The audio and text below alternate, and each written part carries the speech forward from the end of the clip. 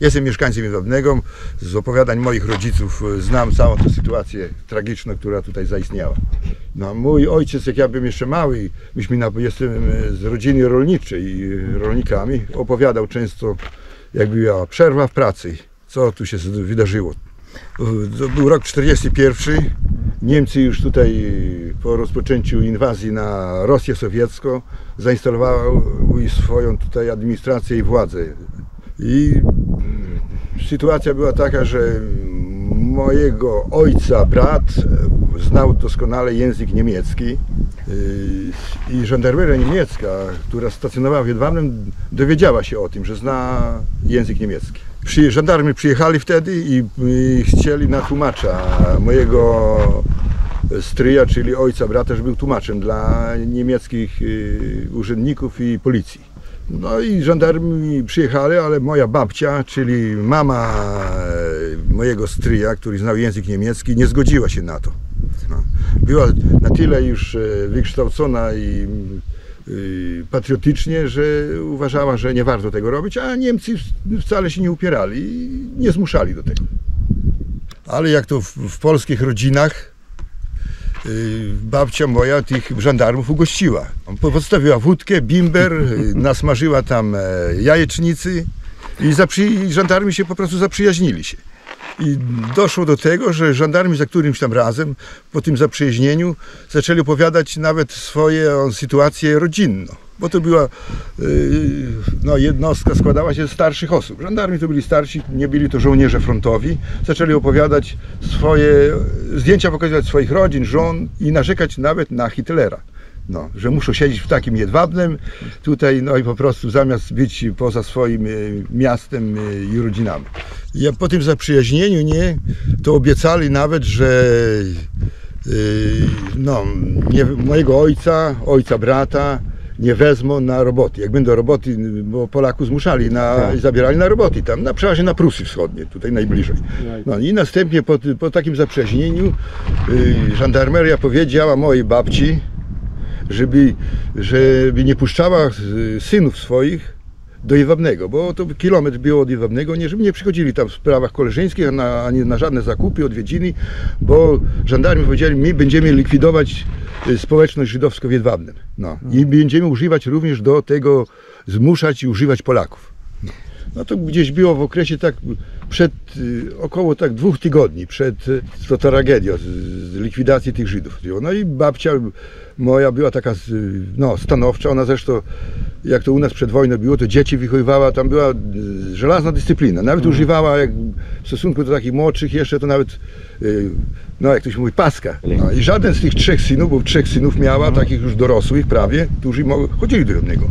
Przez okres 2 tygodnie nie chodzili i po 2 tygodniach nastąpiła ta tragedia. No, Niemcy po prostu zlikwidowali, spalili Żydów w stodole. No, ale już żandarmi ostrzegli, że przez okres 2 tygodni to już wszyscy ludzie wiedzieli, że Niemcy będą likwidować. Żandarmi ostrzegli moją babcię, żeby nie puszczała, pani gospodyni nie puszcza,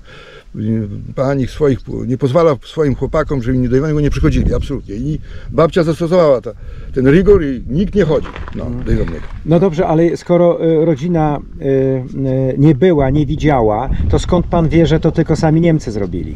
No to Polaków kilku było. No. Z kolei Niemcy oczywiście używali, zmuszali, zachęcali takich Polaków z tak zwanych marginesów kryminalnych, bo byli tacy, którzy nawet przed wojną, ja nazwiska nawet znam, tam nie będę teraz nazwiskami operował, zresztą oni tu nie mieszkają na naszym terenie, te rodziny się wyniosły w ogóle po nich. No, oni przed wojną to nawet siedzieli za napady rabunkowe, za kradzieże. Jak Polska straciła niepodległość w 1939 roku, więzienia zostały otwarte i oni sobie tutaj chodzili. No, ludzi kradli, napadali, No i taki element zdemoralizowany totalnie już, bo to była już społeczność taka to zdecydowanie mniejsza. To było kilku takich ludzi, bo jak mój ojciec opowiadał, którzy brali w tym udział. Nie?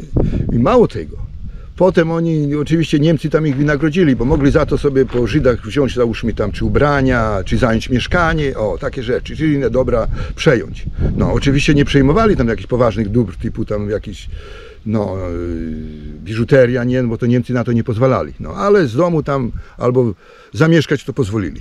No i co jeszcze ciekawe, powiem, tak już może nawet już na sam finał, ci osobnicy, którzy pomagali Niemcom w tym, to większość nie przeżyła wojny. No, a dlaczego?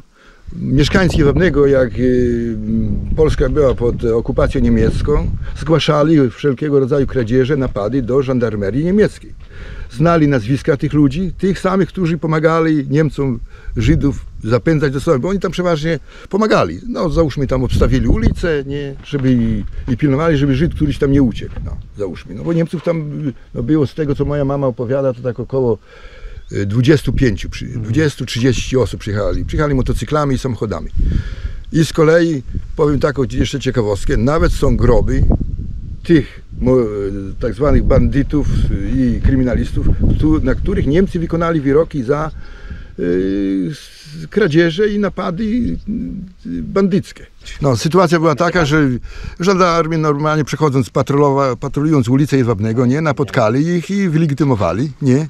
Po chwili legitymacji mieli już zapisanych, zgłaszanych przez mieszkańców, że oni zajmują się kradzieżą, bandyterką, nie. Wylegitymowali, kazali się ustawić, jak to się mówi, pod murem, przeładowali karabiny, na miejscu zastrzelili. No, tak to wyglądało. I dalej, leżeli, zastrzelili, przez 2 dni nie wolno było dotknąć. Celowo, żeby zastraszyć społeczeństwo. No. Między innymi jest nawet postawiony przez jeszcze władze komunistyczne. Pan pewnie zna taką organizację, Zbowit się nazywała. No to jeszcze wtedy to rządzi Moczar.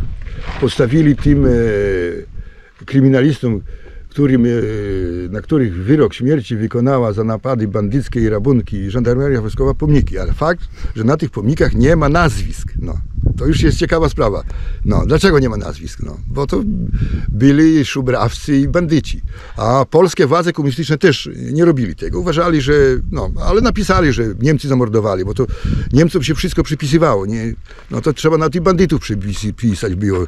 No, a nie było tutaj lokalnej, wtedy jeszcze organizacji partyzanckiej, bo organizacje partyzanckie dbały o porządek. Nie? Pilnowały, żeby nie było rabunków, nie, że nie było tam kradzieży i też były sądy tak zwane polowe i wykonywały tam kary, załóżmy, czy cielesne, a nawet i wyroki śmierci były, bo znam takie przypadki, ale to akurat Żydów nie dotyczy, tylko napaści rabunkowych na mieszkańców spokojnych, którzy oszczędzali, klepali, jak ktoś mówi, bieda, bo to wtedy była bieda w wojnie, bo trzeba zdawać te kontyngenty Niemcom, nie?